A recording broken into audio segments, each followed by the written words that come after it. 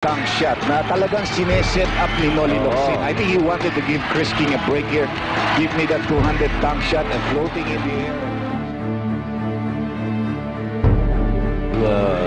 Pupunan! Cunningham with a double-headed slam dunk. Patay. Tinakdak ni John Green. Binigyan siya for the double slam. Ayun, Valdez has really made things happen for this. Kaya hindi maibalik ni Coach Jaworski si Haresio dahil sa ganda nila. That much time to go! John Green rising to the occasion. Points to Tony Harris. Uy, pinalakol ito kaibigan. Tinugunan natin ito.